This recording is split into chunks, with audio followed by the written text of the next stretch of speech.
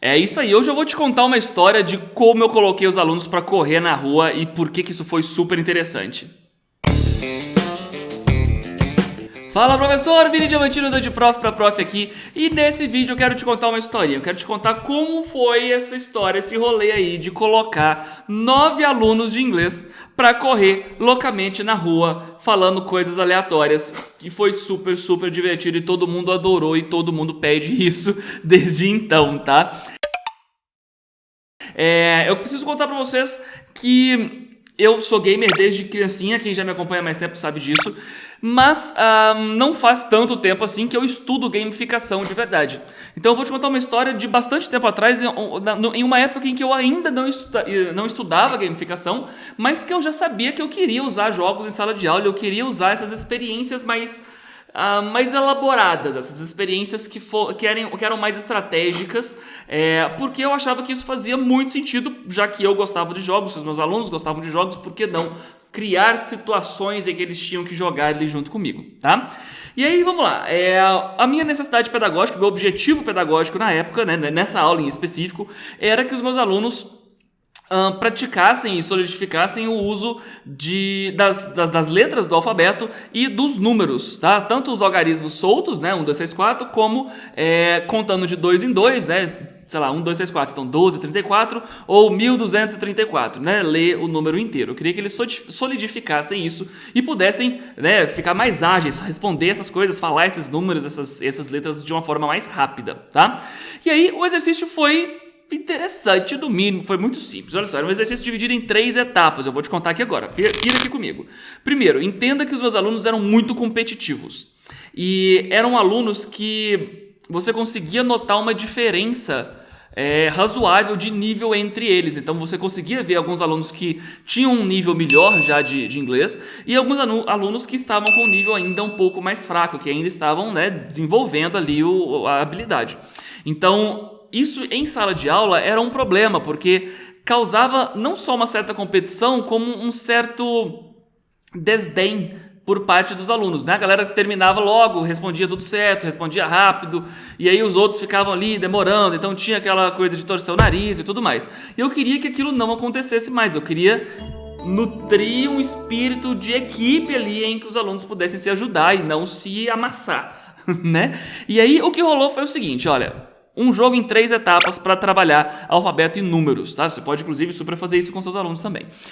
A ideia foi, peguei os 9 alunos, era numa escola que eu dava aula ainda nessa época, peguei os 9 alunos, coloquei na rua, literalmente na rua, né? Fomos todo mundo pra calçada, eu junto com esses 9 alunos, então estávamos em 10.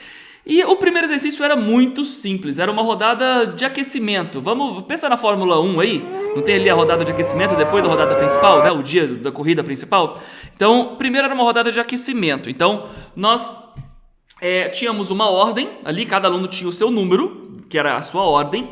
A gente contornou o quarteirão, era um quarteirão em um bairro bem central da cidade, então tinha muito carro parado lá, muito carro passando e tal. E a gente contornou o quarteirão, né? E na ordem dos alunos, eles iam lendo as placas dos carros que estavam parados por ali. Isso era super simples, o aluno 1 passava lá, lia a primeira placa, o aluno 2 passava lá, lia a segunda placa. Uma coisa super tranquila, super leve, né, super suave, só que mesmo sendo uma rodada qualificatória, ela já, né, vale ponto, assim como na Fórmula 1 a rodada qualificatória define quem vai, como vai ser o grid de largada do dia seguinte, né? E aí, à medida que os alunos iam fazendo, eles tinham uma pontuação que eu ia marcando. Então, se o aluno acertasse corretamente, ele fazia 3 pontos. Se o aluno errasse alguma coisinha, ele fazia 2 pontos. Se o aluno errasse muita coisa, acertasse algumas coisinhas só, mas errasse muito, ele fazia 1 ponto. E era isso, ninguém errava nada para tirar 0, né? Então, acertou tudo 3, errou alguma coisa 2, errou bastante coisa 1 ponto. Esse era a nossa pontuação. E aí nós rodamos o quarteirão, muitos carros parados, né? Cada aluno falou várias vezes ali, e aí ao final daquela rodada inteira, quando a gente voltou à porta da escola, tinha já então o meu ranking ali, né? Quem eram os alunos que ficaram ali posicionados de primeiro a 9º lugar. E aí, quando a gente fala de competição, né, a gente está dizendo que, olha, a gente tem que lembrar que quem está lá no topo do negócio tá louco para ganhar, né? A pessoa tá com o sangue do ouro, ela quer ganhar de qualquer jeito. Agora, quem tá lá embaixo, cara, a pessoa que tá lá embaixo, ela tá super desmotivada, ela quer que acabe logo, ela quer ir embora para casa, aquilo tá horrível para ela, né? Então, lembre-se disso sempre que você for criar jogos competitivos. Eu sabia que isso ia acontecer e eu queria que isso acontecesse. Então, fizemos todo esse rolê, terminamos o quarteirão, tivemos o nosso ranking, a galera que tava lá em cima super feliz, Yeah! a galera que tava lá embaixo super tristinha. Ai, que saco, tá bom, acabou. Né? E aí a gente fomos então para a segunda parte do jogo, para a segunda rodada. A segunda parte consistia em pegar esse ranking, eram 9 alunos, então eu separei em 3 grupos, né, cada um com 3 alunos, só que eu separei de forma que cada grupo continha um integrante de cada faixa. Então tinha ali a faixa, o primeiro, segundo e terceiro, o quarto, quinto e sexto, sétimo, oitavo e o nono jogadores. Então tinha que ficar um aluno da primeira faixa, um aluno da segunda faixa e um aluno da terceira faixa juntos. Sempre assim. Então tivemos agora 3 grupos balanceados de alunos, 3 grupos de níveis balanceados de alunos. Trocamos para o outro lado da rua para a gente contornar o outro quarteirão, para não repetir os números das placas, claro. E a gente fez o mesmo jogo. Só que agora, dentro do grupo, cada aluno tinha a ordem que ia falar, né? Dentro da sua equipezinha ali, do seu trio, cada aluno tinha a ordem que ia falar. E quando não era a sua vez de falar, o aluno 1 estava falando e aí os outros 2 não era a vez deles.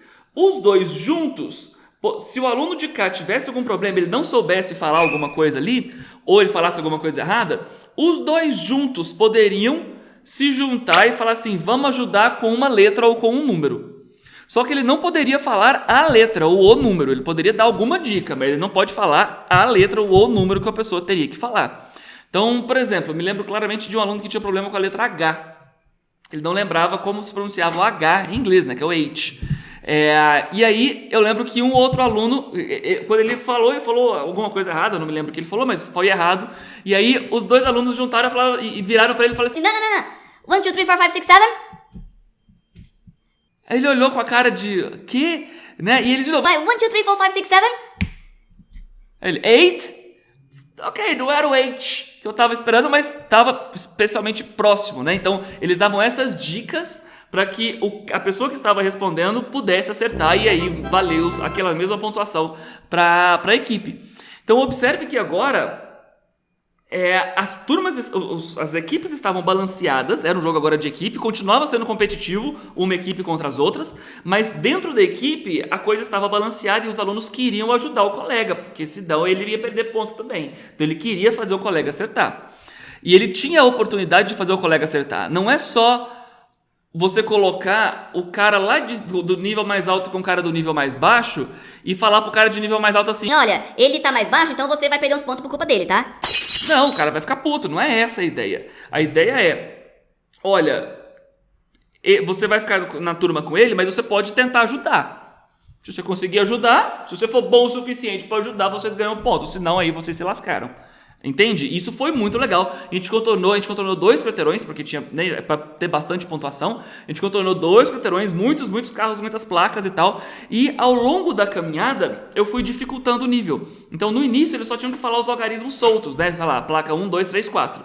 E aí, no meio do caminho, eles já tinham que falar os algarismos de 2 em 2. Então, 12 a 34. E aí, lá no finalzinho, eles já tinham que falar os algarismos juntos, né? O número inteiro junto. Então, 1234. Sabe? E aí eu fui dificultando isso no meio do caminho e isso foi muito legal, eles engajaram muito bem com os colegas, né? A galera que estava em níveis diferentes se engajou muito bem, deu muito certo.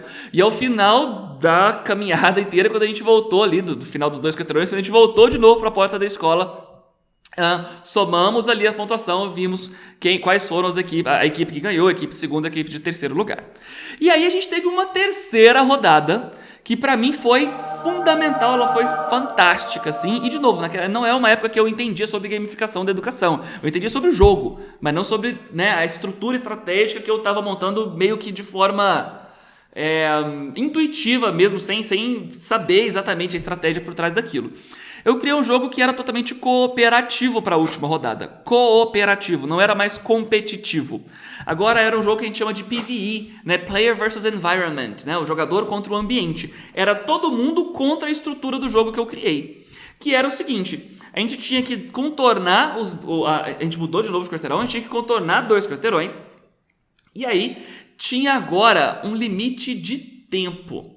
Todo mundo estava na mesma equipe, todo mundo junto, poderiam se ajudar, de novo, com uma pessoa só poderia ajudar alguém e tal, só uma dica, né, poderia ser passada, as mesmas pontuações eram feitas, só que agora a gente tinha que contornar aqueles 2 quarteirões até o ponto de início novamente, e tinha um limite de tempo. Eu não vou me lembrar agora exatamente quantos minutos eram, porque, enfim, não me lembro, isso vai depender do tamanho do quarteirão também, né? Mas tinha um limite de tempo. Eu vou chutar um número aleatório aqui, porque eu realmente não me lembro exatamente, mas era mais ou menos assim.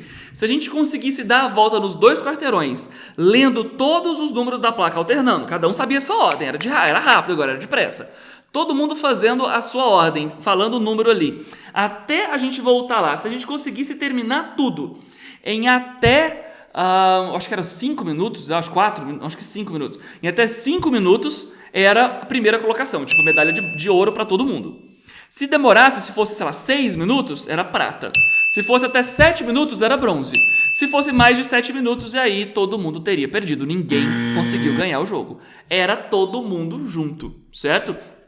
E aí a gente tinha que ir correndo, porque tinha o tempo.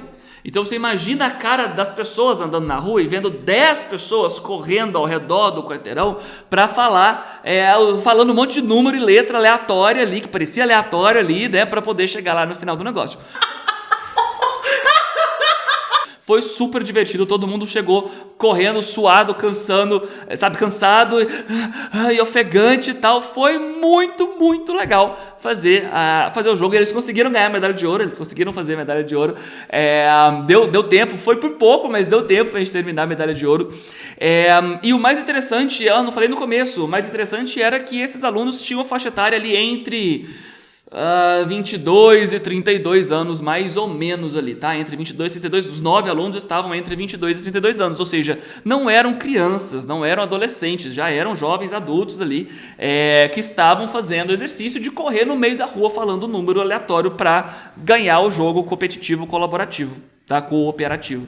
Então, veja como eu consegui fazer o meu objetivo principal pedagógico, que era fazer com que os alunos praticassem alfabetos e números, né, de uma forma super rápida. Eles estavam super rápidos no final, muito ágeis para poder lembrar e falar os números e as letras, e consegui também fazer o que eu mais queria, que era criar um senso de comunidade no grupo, sabe? Era criar um senso de equipe naquela turma.